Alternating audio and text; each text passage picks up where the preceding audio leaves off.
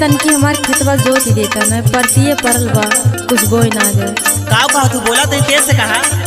अरे खेतवा हमार जोते के रहा तन की जोत देता न। अरे कवन खेत जोते के है? सुना सुनावा। हमर खेतवा जवन बना हरिया पे। सुना तारा? हाँ हाँ बोला बोला।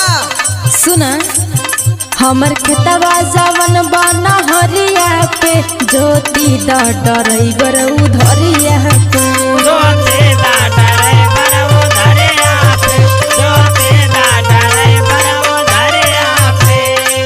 अब सुनाई दिए सर? हाँ कुल तो ठीक है, लेकिन तू धान अजीत के मशीन से कटा लेलू और गेहूं बोवे भयल तो हमसे जोताई करावैल हो। अरे तंकी जोत दा चल के हाय सुना। बोला। कटवलू ना धनवा मशीनिया से, कटवलू ना हमरे मशीनिया से, देहलू ना जोताई रोपनिया के, देहलू ना जोताई रोपनिया के, देहलू ना जोताई रोपनिया के।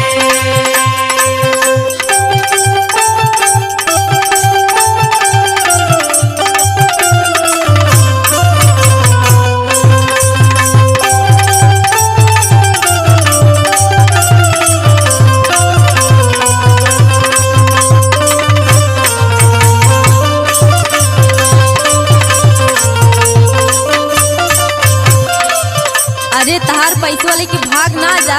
अरे हमरे राजा जी कमा के दे दिए तुम दे दे।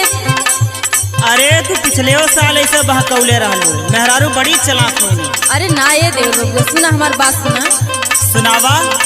ना बटे पियऊ के मिलल से लरिया, मिलल से लरिया ना मिलल से लरिया, मिलल से लरिया ना मिलल से लरिया। इही महीने चुकाई बउधरिया, चुकाई बउधरिया, चुकाई बउधरिया, चुकाई बउधरिया, चुकाई बउधरिया। सुनत हवा? अरे तू बोलत जा, हम सब सुनत हई। सुना। सुनावा। ना बाटे पियऊ के मिलल से लरिया, इही महीने चुकाई बउधरिया। और सुना।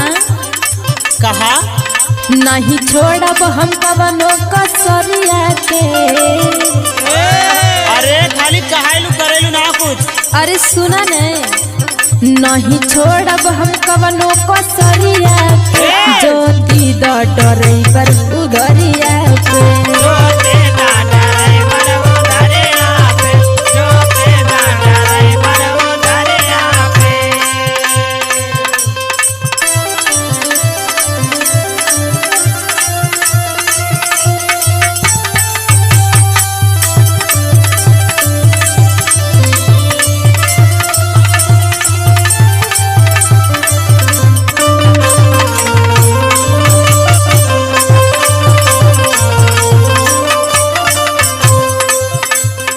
अच्छा ठीक है, वैसे तो हम मेहरारू बात विश्वास ना करे, लेकिन जब इतना चिरौरी करत हो तो चला भाई जोत देत है सुना।